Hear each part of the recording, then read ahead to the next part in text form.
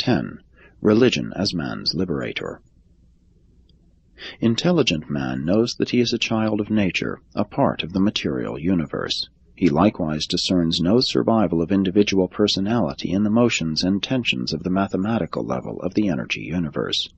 Nor can man ever discern spiritual reality through the examination of physical causes and effects.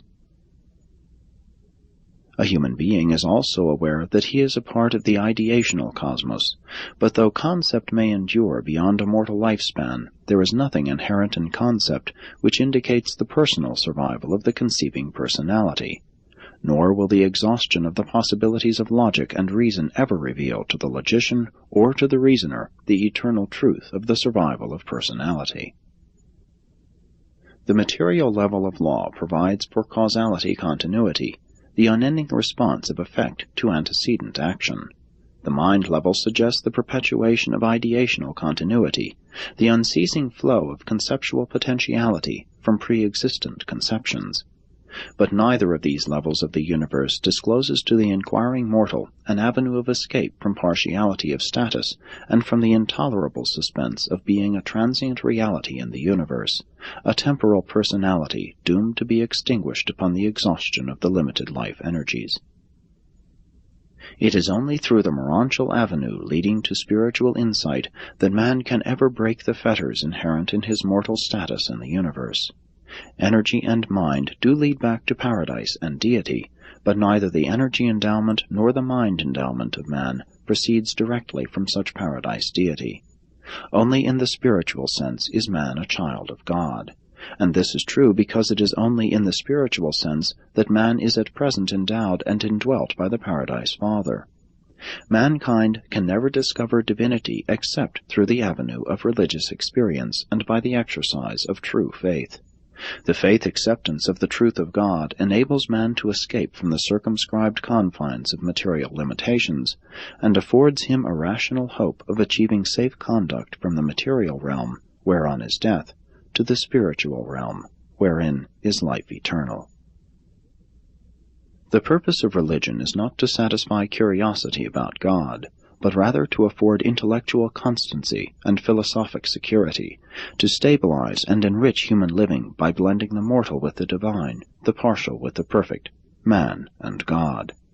It is through religious experience that man's concepts of ideality are endowed with reality. Never can there be either scientific or logical proofs of divinity. Reason alone can never validate the values and goodnesses of religious experience. But it will always remain true, whosoever wills to do the will of God shall comprehend the validity of spiritual values. This is the nearest approach that can be made on the mortal level to offering proofs of the reality of religious experience. Such faith affords the only escape from the mechanical clutch of the material world and from the error distortion of the incompleteness of the intellectual world. It is the only discovered solution to the impasse in mortal thinking regarding the continuing survival of the individual personality. It is the only passport to completion of reality and to eternity of life in a universal creation of love, law, unity, and progressive deity attainment. Religion effectually cures man's sense of idealistic isolation or spiritual loneliness. It enfranchises the believer as a son of God, a citizen of a new and meaningful universe. Religion assures man that, in following the gleam of righteousness discernible in his soul, he is thereby identifying himself with the plan of the infinite and the purpose of the eternal. Such a liberated soul immediately begins to feel at home in this new universe, his universe.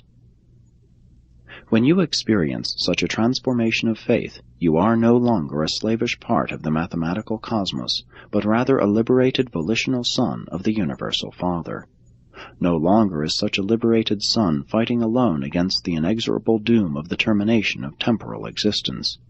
No longer does he combat all nature, with the odds hopelessly against him.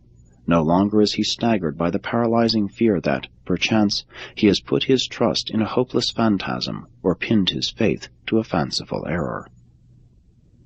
Now, rather, are the sons of God enlisted together in fighting the battle of reality's triumph over the partial shadows of existence. At last, all creatures become conscious of the fact that God and all the divine hosts of a well-nigh limitless universe are on their side in the supernal struggle to attain eternity of life and divinity of status. Such faith-liberated sons have certainly enlisted in the struggles of time on the side of the supreme forces and divine personalities of eternity. Even the stars in their courses are now doing battle for them. At last they gaze upon the universe from within, from God's viewpoint, and all is transformed from the uncertainties of material isolation to the sureties of eternal spiritual progression. Even time itself becomes but the shadow of eternity cast by the paradise realities upon the moving panoply of space. Presented by Melchizedek of Nebadon.